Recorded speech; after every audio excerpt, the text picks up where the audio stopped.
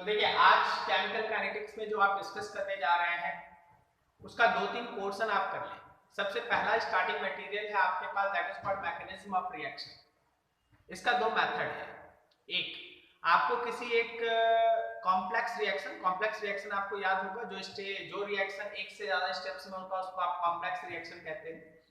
तो किसी भी कॉम्प्लेक्स रिएक्शन का अगर आपको 2-3 स्टेप दिया है कि देखो ये कॉम्प्लेक्स रिएक्शन है और ये 2 स्टेप में हो रहा है या 3 स्टेप में हो रहा है, तो उन स्टेप्स को देख के आपको उसका रेट लॉ लिखना पड़ सकता है। रेट लॉ किसके ऊपर डिपेंड करता है, कौन से स्टेप के ऊपर डिपेंड करता है बताओ? Slowest step. Very good, slowest step के ऊपर डिपेंड करता है। तो आप स्लोवेस्ट स्टेप के रिएक्टेंट्स को देख के रेट लॉ लिखेंगे। इसका एक दूसरा रिवर्स गियर लगाइए कि कोई एक कॉम्प्लेक्स रिएक्शन दे दिया है और नीचे रेट लॉ दे दिया है। अब आपको रेट लॉ को देख के उसका मैकेनिज्म 2 स्टेप या 3 स्टेप, क्वेश्चन जैसा बोलेगा वैसे आपको प्रपोज करना पड़ता है। ठीक है, तो ऐसे क्वेश्चंस में आप किस तरीके से काम करेंगे या किसी भी रिएक्शन का मैकेनिज्म आप कैसे दिखाएंगे, उसके लिए हम आपके सामने 1-2 रिएक्शन लेके आपको चीज समझाते हैं। आप वहां से है ना चीजें स्टार्ट कर सकते हैं समझने के लिए। ठीक है, देखो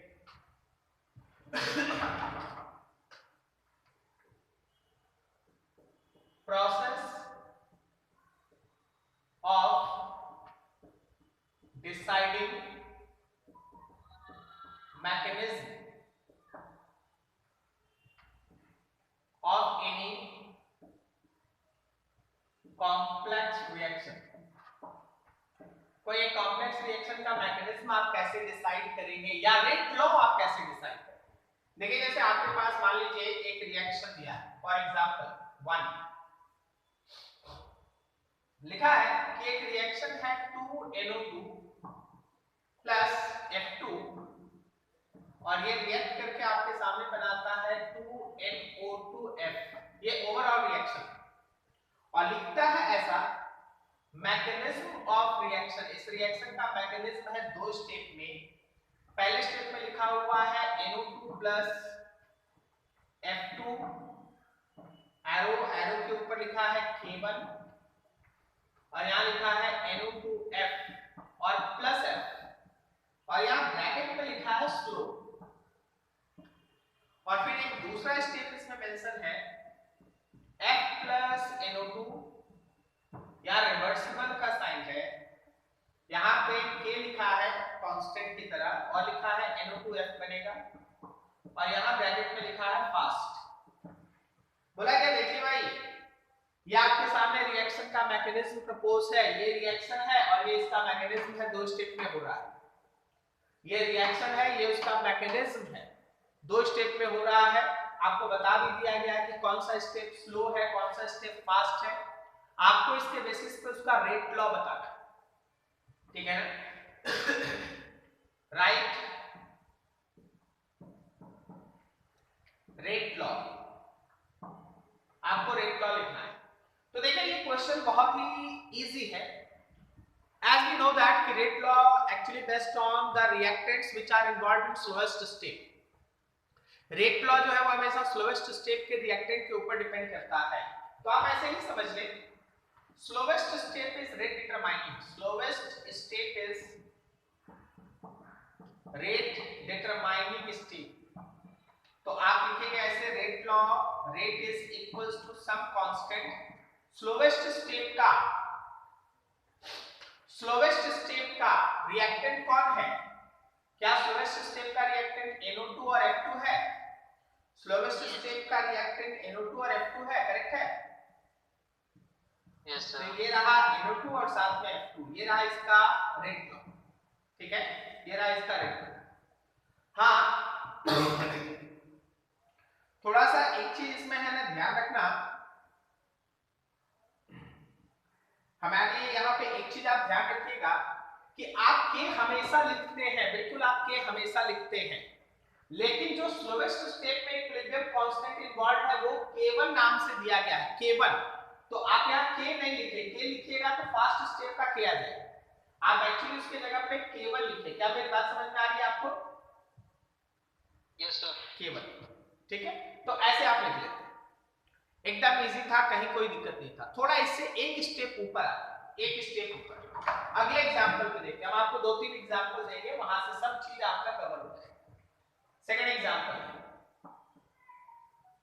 एग्जांपल 2 में आपके पास रिएक्शन दिया है, बोला है NO और O2 एक दूसरे के साथ मिलके NO2 बनाता है। 2NO प्लस O2 ये आपस में मिलके बनाता है 2NO। ये ओवरऑल रिएक्शन है, ये ओवरऑल रिएक्शन है। और इसका मैकेनिज्म दिया है, मैकेनिज्म लिखा है 2NO रिवर्सिबल, यहां पे K है, ठीक है, यहां K है, और साथ में बनता है N2O2, ये आपका फास्ट है। अगले केस में आपसे ये पूछा गया, actually N2O2 plus O2 reversible, इसमें ये देखो, ये कैपिटल के लिखा है, अगला स्मॉल के लिखा है।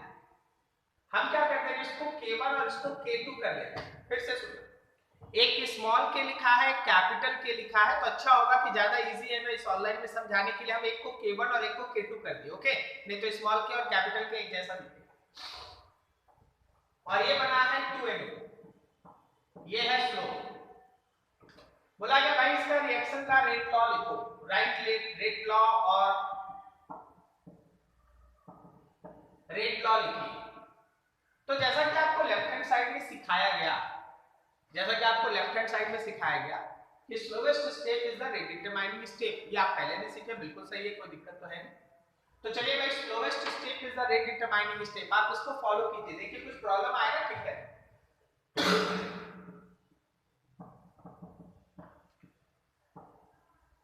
Slowest step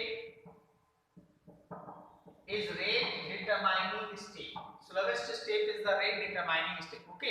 now see that कि उस हिसाब से आपका रेट लॉ में स्लोवेस्ट स्टेप का रिएक्टेंट ये है K2 N2O2 और साथ में O2। अगर यहां का मैकेनिज्म कॉन्सेप्ट उठा के इसमें लगाया जाए तो ये आपका आंसर है, लेकिन इस केस में जो आप रिएक्टेंट्स यूज किए थे वो मेन रिएक्शन का भी रिएक्टेंट था, लेकिन इस केस में जो आपका रिएक्टेंट यूज हुआ है उसमें से एक N2O2 वो मेन रिएक्शन का नहीं है, ऑक्सीजन है। समझ पा रहे हो क्या बोल रहे हैं? Yes. ऑक्सीजन है, लेकिन ये NO है, यहाँ N2O2 आया। तो कभी कभी आपको इस तरह से प्रॉब्लम में डाला जाता है। तो ऐसे केस में आपको करना क्या है कि जो हमारा फास्ट स्टेप है ना, उसमें इक्विलिब्रियम का कॉन्सेप्ट लगा के N2O2 को हटाइए यूजिंग फास्ट स्टेट। इक्विलिब्रियम है, रिवर्सिबल है, रिवर्सिबल इक्विलिब्रियम, तो लिखोगे equilibrium constant is equals to concentration of product by reactant N2O2 by NO पे पावर 2, NO पे पावर 2। यहां से देखो N2O2 के जगह पे, N2O2 के जगह पे आप K1 into NO पे पावर 2 डाल सकते हो। क्या मेरी बात समझ में आई?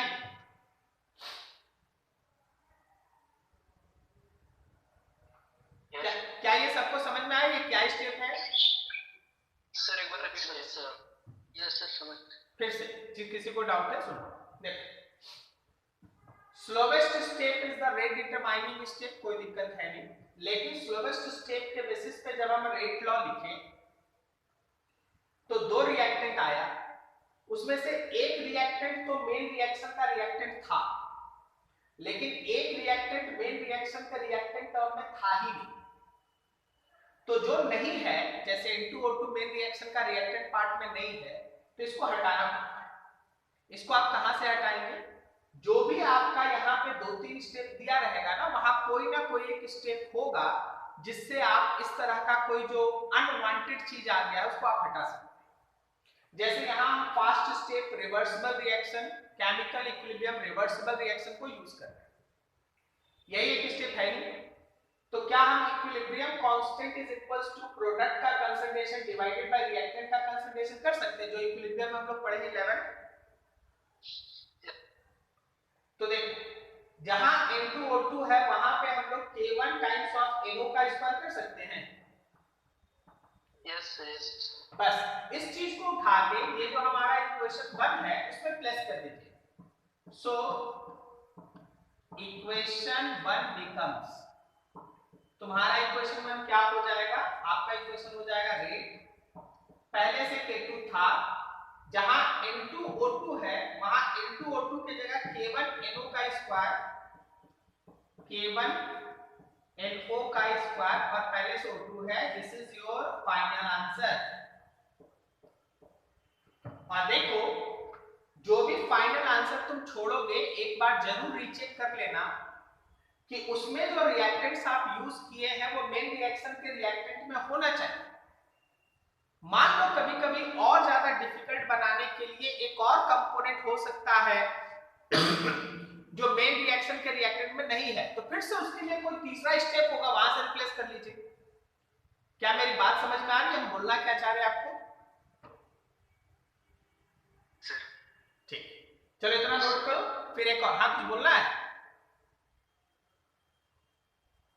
नहीं बोलना। ठीक, इसको नोट करो फिर आगे बढ़ते हैं। एक और मेथड है उसको भी सीखो।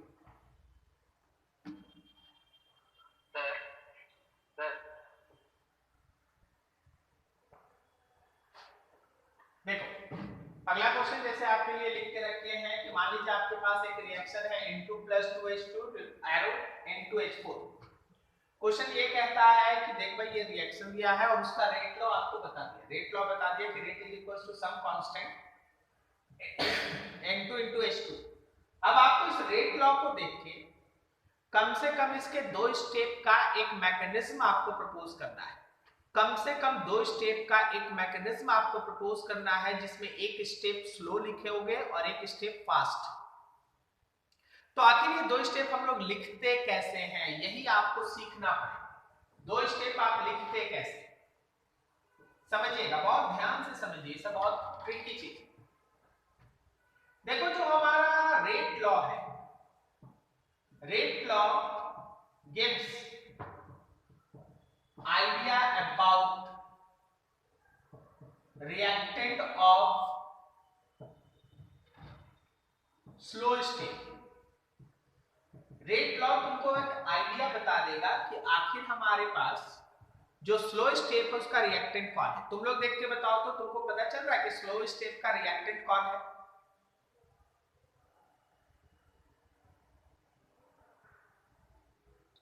नाइट्रोजन और hydrogen, N2 and H2, N2 and H2, क्योंकि रेट डिटरमाइनिंग स्टेप ही स्लोएस्ट स्टेप है। तो रेट में अगर N2 और H2 है तो स्लोएस्ट स्टेप में दो रिएक्टेंट है, एक है N2 दूसरा है H2। क्या बनेगा छोड़ दो, एक बात तय है कि ये स्टेप है स्लो।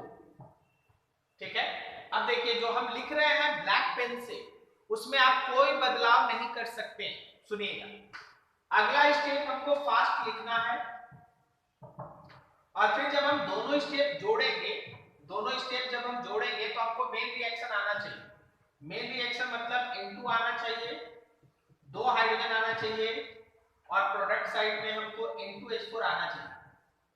देखिए आप कुछ भी लिखिए, आप कुछ भी लिखिए, लेकिन आप इनमें बदलाव नहीं कर सकते।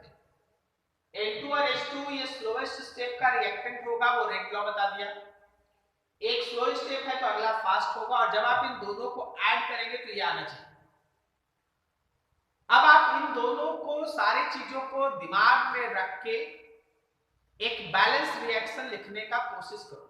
देखो हम जो लिख रहे हैं रेट से, अगर आपके दिमाग में कुछ और होगा तो हम लोग उसको बदलेंगे। देखिए मेरे दिमाग में क्या चल रहा है सुनिए, N2 और H2 को जोड़ दो, क्या यहाँ N2H2 लिखते हैं और फिर अगले स्टेप में देखो N2H2 को फिर से H2 के साथ जोड़ो तो क्या ये बन जाएगा N2H4। अब आप दोनों स्टेप को ऐड करें, जब आप दोनों स्टेप को ऐड करेंगे तो ये वाला टर्म इससे कट जाएगा यस सर। और N2 था हाइड्रोजन और हाइड्रोजन मिलके 2 हाइड्रोजन हो जाएगा और इस साइड में N2H4 बच जाएगा। बोलो सही है? यस। तो ये एक मैकेनिज्म है। कोई हमसे बोल सकता है सर केवल यही लिख सकते हैं क्या? नहीं, चलो एक और लिखते हैं, तुम लोग भी कुछ बता सकते हो। सेकेंड मैकेनिज्म, और सब सही है, इसमें कोई बदलाव आप नहीं कर सकते, बस ये याद रखिएगा, इसमें आप कोई बदलाव नहीं कर सकते। स्लो स्टेप, अगला फास्ट स्टेप, और फिर दोनों को ऐड करके N2 plus 2H2 arrow N2H4, इसमें आप कोई बदलाव नहीं कर सकते। तो सर कुछ नया चीज बताइए, आप ही बोलिए ना। चलिए N2 और H2 को मिला के इधर कुछ बनाइए, बोलिए जो बन वो बोलिए। NH3 लिख सकते हैं, NH3 बैलेंस करना होगा, दोनों तरफ बैलेंस होना चाहिए ना। एटम नहीं ना कहीं से आ जाएगा या कहीं चला जाएगा, number of atoms her element का बैलेंस होना चाहिए। बोलो, कुछ भी बोलो। सर NH, दो को NH लिख दें।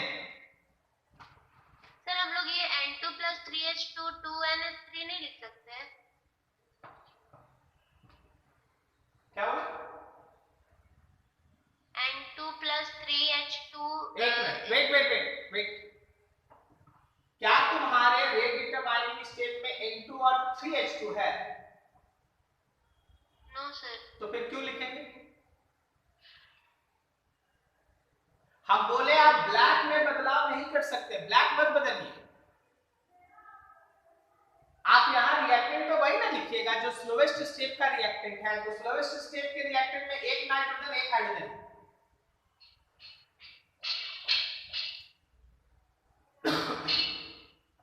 ये समझ में आया सबको?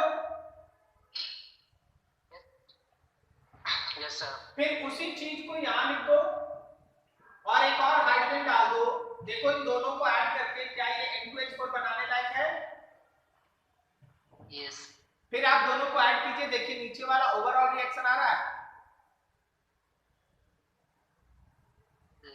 Yes.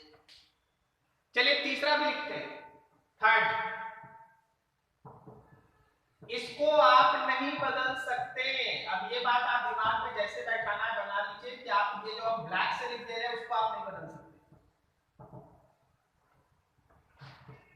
N2 plus 2H2 N2H4, ये आप नहीं बदल सकते।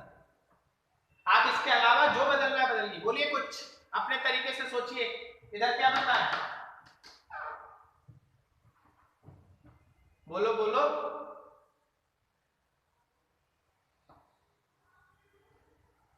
अरे यार कुछ बोलो।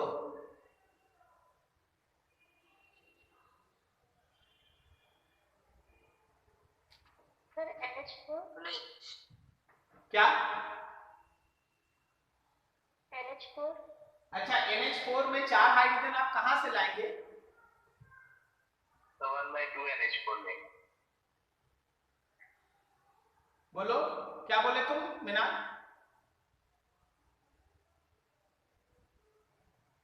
लिख देते, पहले गलत लिखते थोड़ा। NH4 आप बोल रहे हैं, यहां 2 नाइट्रोजन है, आप 1 नाइट्रोजन लिखे हैं, गलत है। यहां 2 हाइड्रोजन है, आप 4 हाइड्रोजन लिखे हैं, वो भी गलत है। इसलिए ये नहीं लिख सकते, गलत है। सर NH2 लिख सकते हैं क्या? सर उसको 1/10 से अगर कर देंगे तो रुक जाओ, NH2 लिख देते, NH2 लिख दिए। यहां कितना नाइट्रोजन है दीक्षा? सर 2। इधर कितना है? सर 1। गलत है, आगे बढ़िए।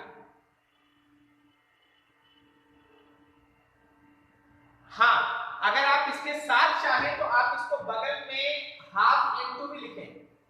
अब सही है, अब सही है। Plus half N2। अब देखो दोनों तरफ 2-2 नाइट्रोजन हो गया। हाँ यस सर। 2-2 हाइड्रोजन भी हो गया। अब सही है। हाँ सर। अब आप उसको यहाँ उतार लीजिए, जो भी आप लिखे हैं NH2 प्लस हाफ, क्योंकि हमको तो उसको कैंसिल करना है ना। और एक और हाइड्रोजन का कमी है, एक H2 लिख दीजिए। देखिए सबको जोड़िए, देखिए ये बनता है N2H4। हाँ यस सर। यस। ये सही है, ऐसे बनाना है। एक दो क्वेश्चन पे आप लोग प्रैक्टिस कर लीजिएगा। देखिए सब सही है, ये भी सही है, वो भी सही है, वो भी सही है। जो नियम से बोल रहे हैं कि जो ब्लैक वाला पार्ट है वो नहीं बदलेगा, क्योंकि वो ऑलरेडी डिसाइडेड है कि रेट लॉ में रिएक्टेंट्स कौन कौन है, और हर स्टेप बैलेंस होना जरूरी, बैलेंस होना जरूरी। ठीक है, नोट करो, चलो फटाफट।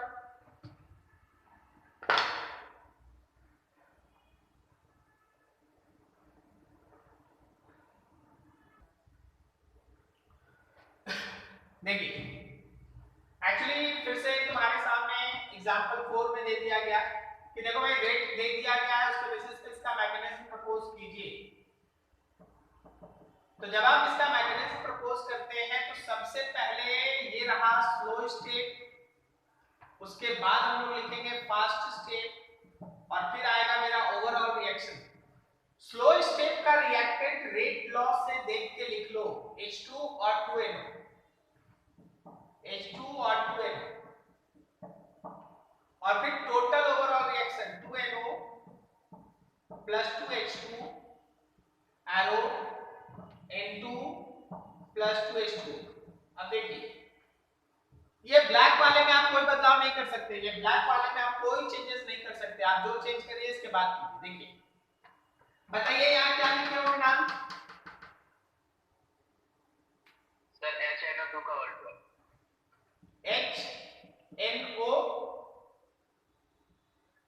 HNO का, यस सर, HNO का वर्ड वाइड, यही ना? लेकिन ये ऑक्सीजन बैलेंस नहीं है, देखो यहाँ 2 का ऑक्सीजन, तो यहाँ पे O नहीं होगा, ये ऐसे होगा।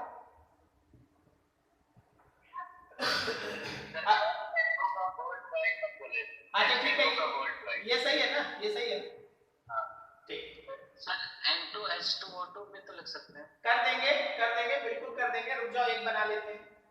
अब देखो इधर में 2 NO है, 2 H2, 1 H2 है, तो 1 H2 लिख दो। अब राइट हैंड साइड में N2 और 2 H2 ऐड कीजिए, देखिए ऐड कीजिए, देखिए इससे ये कट जाएगा, दोनों को जोड़िएगा, ये आएगा। चलो जी कोई सेकंड मेथड भी बता रहा, 2NO plus H2 arrow slow, उसके बाद फास्ट, उसके बाद overall 2NO plus 2H2 arrow N2 plus 2H2। हाँ बोला जाए, क्या बोल रहे थे सर? N2 plus H2O2। एक मिनट, N2 प्लस H2O2 ये बोले ना? Yes sir. बिल्कुल लिख सकते हो, वेरी गुड, एकदम लिख सकते हो। N2 प्लस H2O2, फिर उसको क्या करना है, इधर क्या लाना बोलो? तो वही लिखना, हाइड्रोजन ऐड करना है। ठीक है लिख दो, N2 प्लस H2O2 हमको दिख रहा है कि गड़बड़ होने वाला है, फिर यहाँ क्या बनाओगे? सर हाइड्रोजन 4 हो जा रहा है। यहाँ क्या बनाओगे बोलो?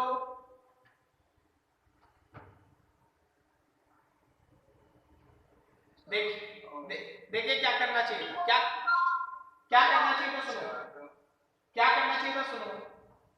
N2 यहाँ लिखा हुआ है, तुमको N2 चाहिए तो N2 को मत लिखो ना। Yes sir. H2O2 plus H2, 2 water चाहिए, 2 वाटर लिख दो ना।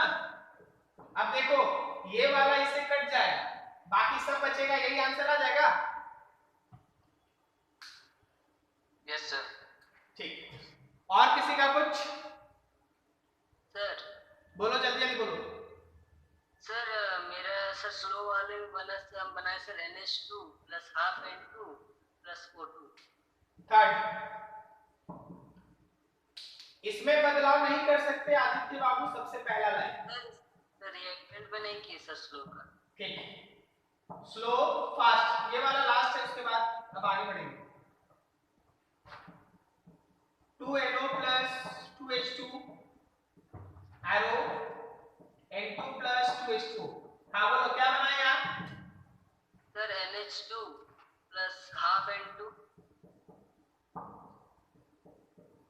Plus O2 sir, plus O2 sir, plus O2, यही? Yes sir. ठीक है, कोई दिक्कत नहीं। अब इधर क्या लिखा sir NH2 plus half N2 plus O2 plus H2 और फिर यहाँ क्या लिखा? Sir N2 plus 2H2। ठीक है, बिल्कुल सही, एकदम सही। ये और ये यहाँ से कट गया और बाकी जैसे वैसे वैसे, ठीक है, एकदम सही, बिल्कुल सही। चलिए, ये एक मेथड था, वेरी वेरी इंपॉर्टेंट, बिकॉज इसमें है ना कंफ्यूजन होता है। ये इसमें कोई एक रूल नहीं है कि आपको ऐसे ही करना है, बस आपको क्या नहीं बदलना है, ये जो ब्लैक से लिखा हुआ चीज है ये नहीं बदलाएगा क्योंकि ये फिक्स है। बाकी आप अपने तरीके से एटम्स के नंबर को बैलेंस करते हुए एक बैलेंस रिएक्शन लिख लीजिए और ऐड कीजिए, टोटल आना चाहिए। ठीक है, नोट करो फटाफट। सर क्वेश्चन कैसे पूछेगा?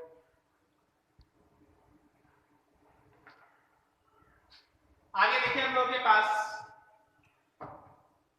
एक अलग तरह का रिएक्शन है जो आप बहुत जगह क्वेश्चंस के अंदर देखते हैं, उसको हम लोग कहते हैं पैरेलल रिएक्शन। पैरेलल रिएक्शन जरा गौर से,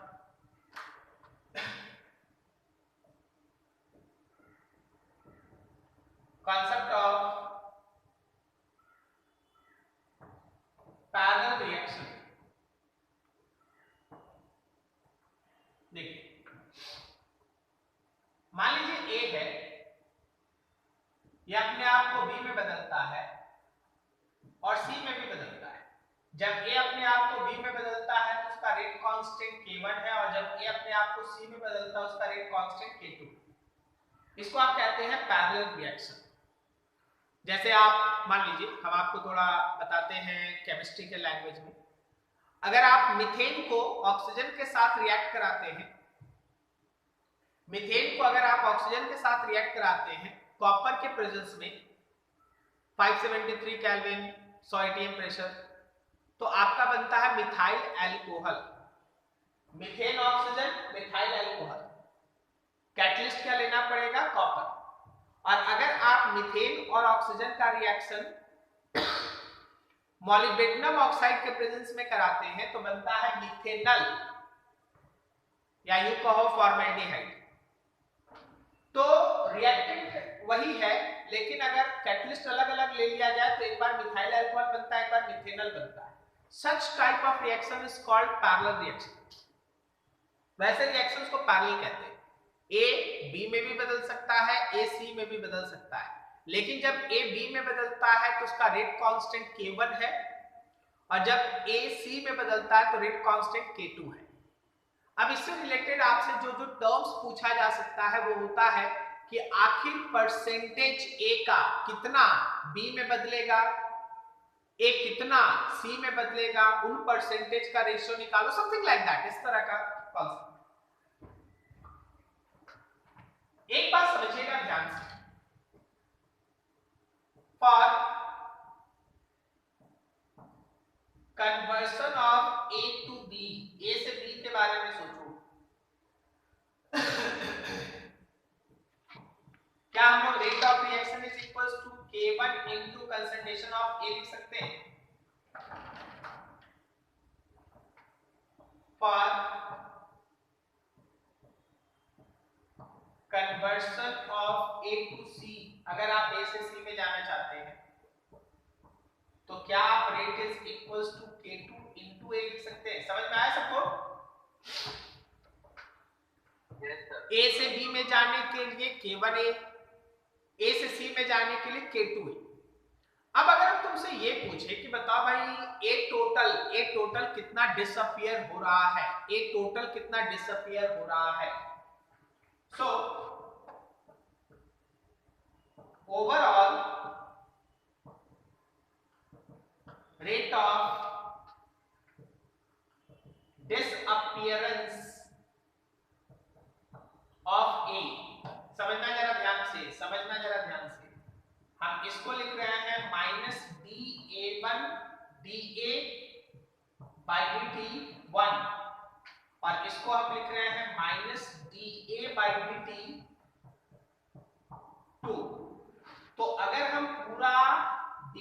by dt का माइनस डिसअपियरेंस लिखना चाहें तो क्या वो rate of disappearance of A first plus rate of disappearance of second के बराबर होगा? क्या इन दोनों के सम के बराबर होगा? फिर से मान लो A 2 मोल B में कन्वर्ट होता है, A 2 मोल पर सेकंड B में कन्वर्ट होता है और A 3 मोल पर सेकंड C में कन्वर्ट होता है, तो A पर सेकंड कितना कंज्यूम होता है? क्या पर सेकंड A 5 मोल कंज्यूम होता है? 5 मोल? Yes sir. तो rate of disappearance of A changes to B, rate of disappearance of A changes to C, दोनों को जोड़ दिए। अब देखिए यहां पर इसका मतलब ये है ओवरऑल अगर आपको रेट लिखा जाए तो K1 कंसंट्रेशन A और K2 कंसंट्रेशन A के बराबर होगा, ठीक है? ये रेट है, rate overall. Therefore percentage of B formation, B के फॉर्मेशन का परसेंटेज क्या है? तो B कितना बना divided by overall rate into 100, तो B बना है K1A और ओवरऑल रेट है K1A प्लस K2A, परसेंटेज के लिए 100 से मल्टीप्लाई। देखो तो दिमाग दौड़ा के, क्या हमारे पास K1 by K1 plus K2 into 100 आया? तो B का परसेंटेज फॉर्मेशन हो रहा, B का परसेंटेज फॉर्मेशन हो रहा। इसी तरह percentage of C formation, C के फॉर्मेशन का परसेंटेज, तो K2A by K1A plus K2A into 100, ऊपर नीचे A को कैंसिल कर लीजिए, K2 divided by K1 plus K2 multiplied with 100, इतना परसेंट C बना। ऊपर वाला बता रहा है कि इतना परसेंट B बना, नीचे वाला बता रहा है कि इतना परसेंट C बना। समझ में आ रहा? Yes sir. ठीक है, अब यहां पे एक ग्राफिकल एनालिसिस पे भी आओ, या फिर एक और टर्म लिख देते हैं,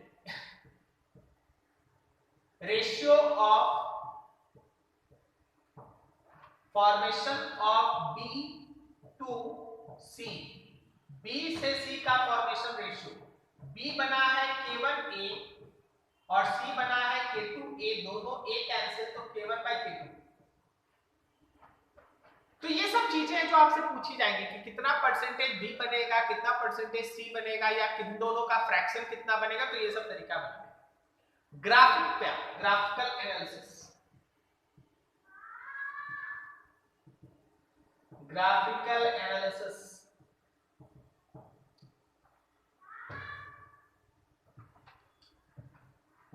इधर में हम लोग कंसंट्रेशन टर्म दिखा रहे हैं, आप प्रोग्रेस दिखा रहे हैं।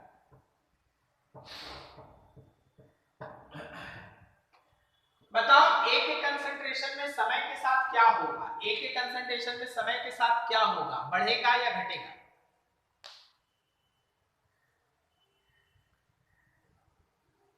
घटेगा सर, बढ़ेगा। घटेगा या घटेगा? घटेगा। घटेगा। A लगातार घटेगा, A लगातार घटेगा। This is concentration of A। What about B? B के कंसंट्रेशन में क्या होगा समय के साथ? इंक्रीज, बढ़ेगा, बिल्कुल से। ये रहा कंसंट्रेशन ऑफ B। बोलो C में क्या होगा?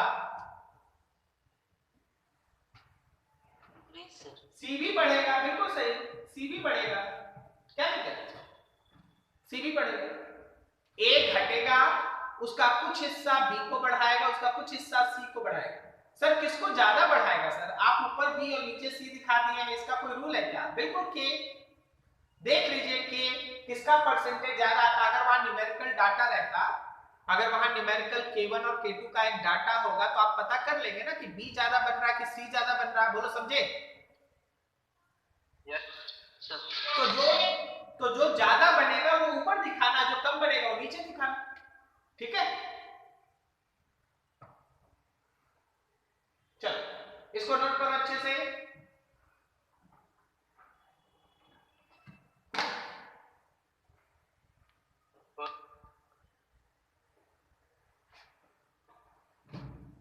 देखिए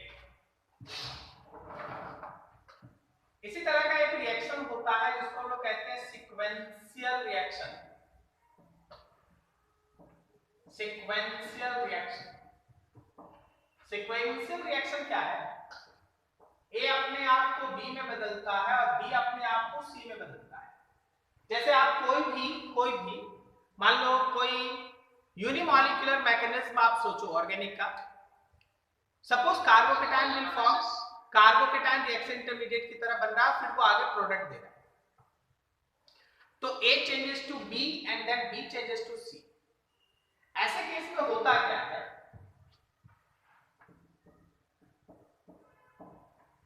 जैसे जैसे समय प्रोग्रेस करेगा, ध्यान से देखना, ये कंसंट्रेशन टर्म है, यहां प्रोग्रेस है।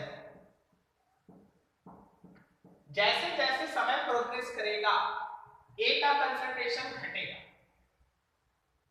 A का कंसंट्रेशन घटेगा। C का कंसंट्रेशन क्या होगा? C का कंसंट्रेशन क्या होगा? बढ़ेगा।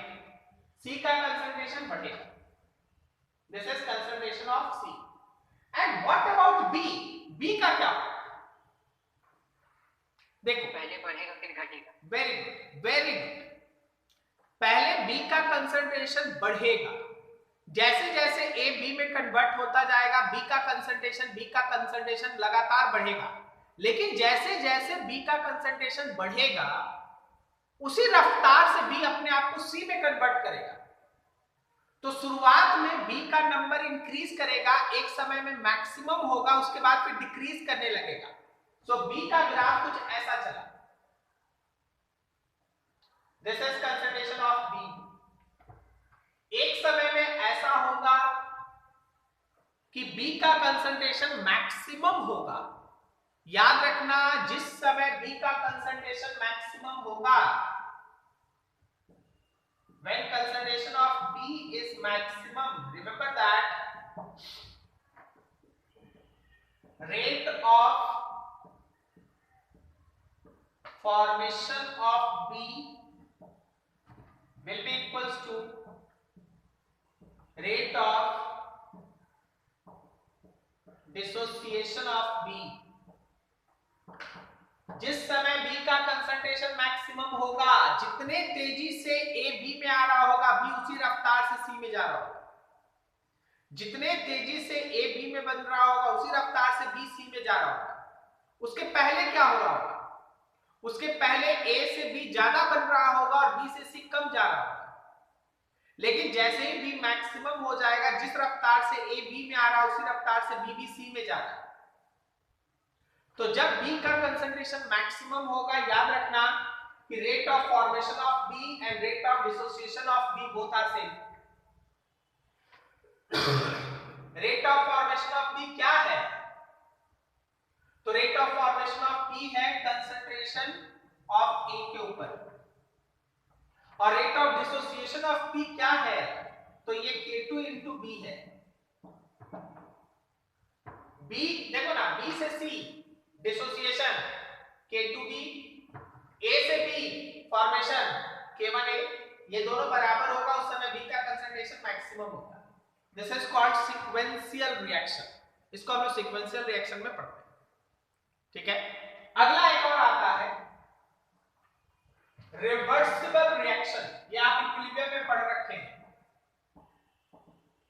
रिवर्सिबल रिएक्शन, जो रिएक्शन दोनों तरफ हो। मान लीजिए A reversible, B K1 and K2 rate constant। K1 stands for rate constant of forward direction and K2 stands for rate constant of backward direction। जब आप फॉरवर्ड डायरेक्शन का रेट लिखते हैं, फॉरवर्ड रेट, तो भाई K1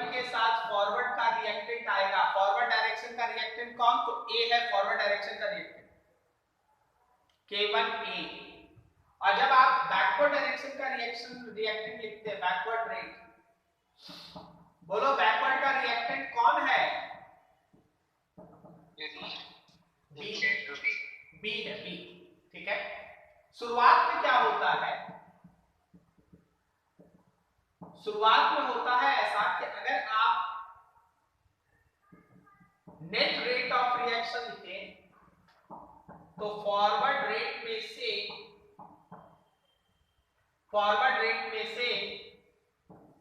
बैकवर्ड रेट को minus कर दो। This is net rate of reaction initially, शुरू में।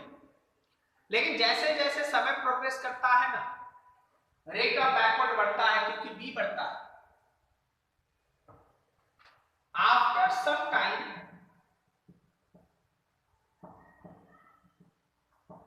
Rate of forward and rate of backward become same, और इसी स्टेज को आप कहते हैं इक्विलिब्रियम। याद आया आपको? तो इक्विलिब्रियम स्टेज पे फॉरवर्ड डायरेक्शन के लिए K1A और बैकवर्ड डायरेक्शन के लिए K2B both become same. That is for any reversible reaction. किसी भी रिवर्सिबल रिएक्शन का एट इक्विलिब्रियम क्या नेट रेट ऑफ रिएक्शन 0 होगा?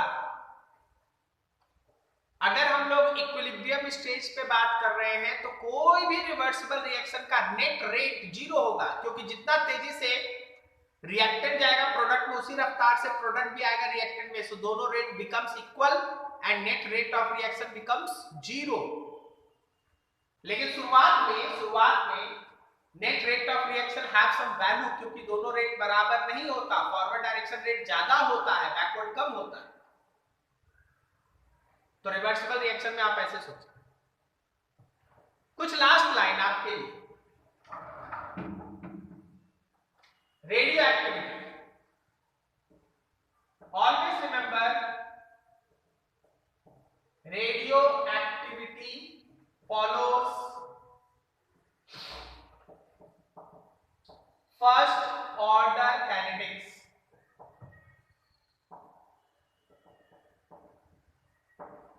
जो रेडियो एक्टिविटी है, यूरेनियम का डीके या कोई भी रेडियो एक्टिव प्रोसेस, उसमें अगर कोई अमाउंट निकालना पड़े या हाफ लाइफ पीरियड निकालना पड़े या डीके कांस्टेंट निकालना पड़े, वो सब फर्स्ट ऑर्डर काइनेटिक्स होता है। जैसे आपका रेट कांस्टेंट होता है के, यहां होता है decay constant represented by lambda. जैसे यहां होता है टी हाफ, उसी तरह यहां भी होता है टी हाफ। तो ये सारी चीजें आप रेडियो एक्टिविटी में फॉलो अप करेंगे। तो ये था पूरा का पूरा आपके लिए केमिकल काइनेटिक्स का सारा सेक्शन। ऑलमोस्ट फिनिश्ड, सब कुछ आपको बता दिया गया। अब आपको न्यूमेरिकल स्पेस पे काम करना है। जो डाउट होगा, जैसे जैसे होगा, बहुत सारा न्यूमेरिकल आपको बैच के साथ करा दिया गया है। अभी भी प्रैक्टिस के लिए बहुत जगह बचा है, तो बाकी सारा न्यूमेरिकल्स आपको खुद से करना है। और जैसे जैसे डाउट होगा डेली बैचेस में आप पूछते रहेंगे। ठीक है, नोट करो इसको फटाफट।